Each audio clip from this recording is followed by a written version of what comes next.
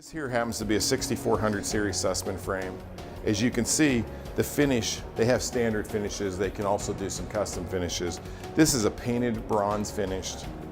As you can see, the snap-on beads that house the stained glass panel. This one here shows an example of a ventilator at the bottom, which you have a nice little cam latch, slides over. This is also a thermal barrier. This window is actually broke where you don't have transfer of hot to cold from the inside to the outside or the outside to the inside. And the protective covering that's in the exterior is an insulated unit.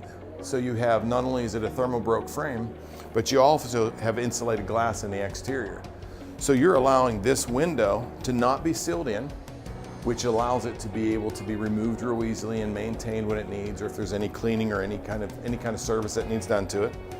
Plus, you still have a watertight sealed unit that doesn't require venting because it is a thermal barrier. There's no way for the heat or air or cold air to transfer from the exterior of the insulated glass unit to the interior, nor through the frame, which is also thermally broken. So this is a very, very high-end setting for your valuable stained glass windows. Much better than modifying a storefront frame or trying to put together something to house these windows that's not specifically designed. And over the last 100 years, this is all the best R&D that has lasted that we know works with this.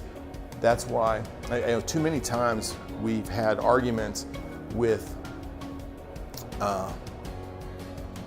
people that are building a church, and they're concerned about, well, those frames were whatever, they're $60,000 for the frames for their church. Okay, I understand. Well, we can do, storefront frames for $48,000. Yes, I get that.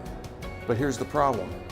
When they start to modify them and then start changing the art time, that $12,000 difference ends up becoming more money than they would have just spending it up front and having the frames done correctly, housing the windows correctly, getting the stained glass portion and the art glass portion rolling on time.